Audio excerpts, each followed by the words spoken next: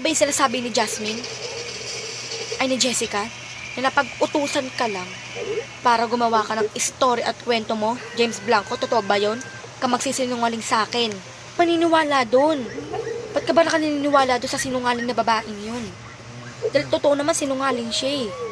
Baka kasi siya pinapaniwalaan. At hindi ko siya, ito yung naman totoo yung sinasabi ko, totoo talaga yung sinasabi ko, kaya ako pinapaniwalaan mo. Papaniwalaan ko sa mga sinabi mo. Tsaka, sige, ayan na si Jessica. Jessica, buti dumating ka kagad. Di naman pala totoo yung sinasabi niya, no? Sinungaling ka talaga eh. Anong hindi? Totoo yung sinasabi ko. Jasmine, pati pa ba ako, di mo na ako pinapaniwalaan, ha? Ikaw talaga sinungaling ka, James Blanco eh. Grabe na yung paninira mo sa amin dalawa pagkakaibigan. Sumusobra ka na. O, ako ba'y sumusobra? Kapal din naman ang pagmumukha mo. Dahil wala ka ng kakampi. Dahil kakampi ko na si Jasmine. At ikaw na lang yung nag-iisa. Ano? Kapalag ka pa ba? Paling ka talaga eh, no? Napakasinungalingan mong babae ka. Nagigigil ako sa'yo. Dapat sa'yo, pinapabugbog at pinapakaladkad sa office principal. Sobra ka na talaga eh, no? Paninira mo. Totoo yung sinasabi ko, please paniwalaan mo naman ako. Nagsasabi ako ng totoo. Please paniwalaan mo ako.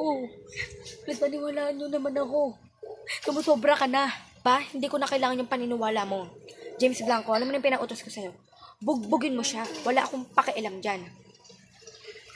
Ano mo gagawin sa akin to, Jasmine? James Blanco, please. Utos lang to sa akin. Oh! James Blanco. James Blanco. Nasapak na kita. Ma'am Jasmine, nasapak ko na po siya. Very good. Ay nararapat sa'yo, Jessica. Mga hampas lupa na katulad mo. Hindi ka naman sa tayo dito. Bye. Bye-bye. Makakulo dyan. Dito ba yan? Paniwalaan nyo naman ako. Ay po guys, abangan nyo pa po guys yung episode 2 na bihag. Ay episode 3 na pala guys. Sorry, ay episode 2. Nagkakamali na po ako, sorry guys. Abangan nyo na po yun guys.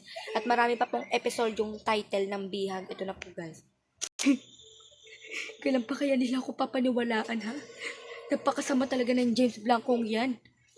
Sinisiraan niya talaga ako, sumusobra na siya. Jasmine, pumunta ako dito para maitatanong ulit ako sa'yo.